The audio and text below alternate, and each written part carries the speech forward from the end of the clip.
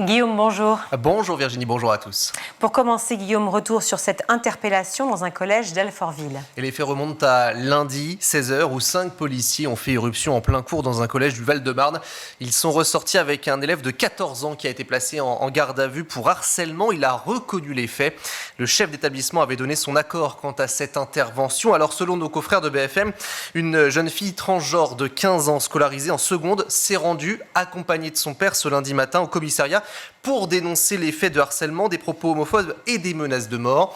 Alors BFM TV a dévoilé les menaces reçues par l'adolescente. Ce sont les mots de ces jeunes, je précise. On va t'égorger, on va te faire une Hitler. J'ai une haine envers ta race.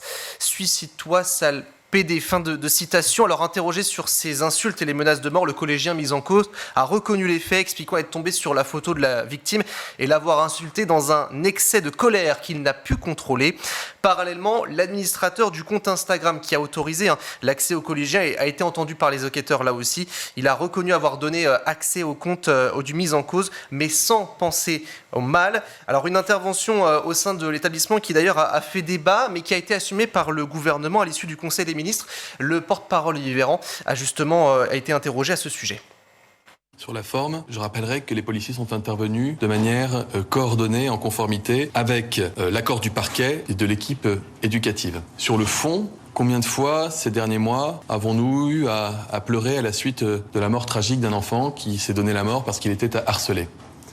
Combien de fois avons-nous connu ce sentiment de colère très fort qui s'empare de nous en disant comment des choses pareilles ont-elles pu arriver ?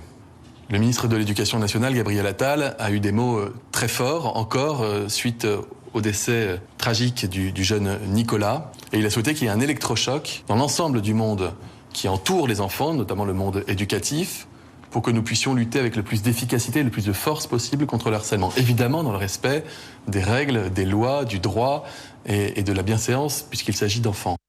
Le porte-parole, donc Olivier Véran, à l'issue du Conseil des ministres, et puis un autre ministre, celui-ci de l'Éducation, Gabriel Attal, qui dit d'entendre ces interrogations. Nous allons étudier ce qu'il s'est passé, mais nous devons être fermes. On a besoin de sérénité et de fermeté, mais il ne peut y avoir de sérénité sans fermeté, a-t-il déclaré. Rappelons que tout élève victime de harcèlement scolaire peut contacter gratuitement le numéro national d'écoute, le 30 20, et l'élève ou ses proches peuvent également contacter le 30 18 en cas de cyberharcèlement. Autre information qui fait froid dans le dos, 9 établissements scolaires ont été évacués à la suite de menaces d'attentats. Oui, 6 établissements en Seine-Maritime à cause de messages de menaces d'attentats adressés hier matin par mail aux directions des établissements. Il s'agit de lycées professionnels mais aussi généraux. Aucune menace n'a pour l'heure été confirmée, précise la préfecture. Une enquête a été ouverte. En Seine-Saint-Denis également, ce sont environ 1000 élèves qui ont dû être évacués après la réception d'un mail malveillant mentionnant une menace d'attentat. Le service de déminage s'est rendu sur place pour passer au crible l'établissement. Dans les Yvelines également, c'est un lycée qui était aussi en cours d'évacuation. Et puis à Tarbes, dans les Hautes-Pyrénées, quelques 1400 élèves ont été évacués et regroupés sur un stade proche après, là aussi, la réception d'un mail de menace d'attentat. Des démineurs sont venus avec des chiens spécialisés dans la détection d'explosifs. Le SNU, le service national universel, pourrait devenir obligatoire, mais vers un rétropédalage. Effectivement, de la part du gouvernement, interrogé hier par le média en ligne Brut. Prisca Thévenot, la secrétaire d'État en charge de la jeunesse, affirme qu'il faut que le SNU puisse être un passage républicain pour toute une génération. Écoutez. Aujourd'hui, nous avons suffisamment de retours pour pouvoir poser le crayon, non pas pour faire un stop and go et dire que nous faisons un pas en arrière, au contraire, pour faire un pas de côté et regarder exactement comment travailler les modalités pour aller vers une généralisation, mais également faire un pas de co-construction avec les jeunes pour que cette politique publique soit leur politique publique. Et donc travailler au plus près avec eux sur les contenus au regard des associations qui sont déjà mobilisées. Je dis qu'il faut que ça puisse être un passage républicain pour toute une génération. Donc il n'y a pas de tabou, il y a simplement de la réalité. Et aujourd'hui, ma réalité, c'est de mettre en place toutes les modalités d'exécution pour qu'au niveau national et au niveau territorial, ce puisse être prêt pour une généralisation.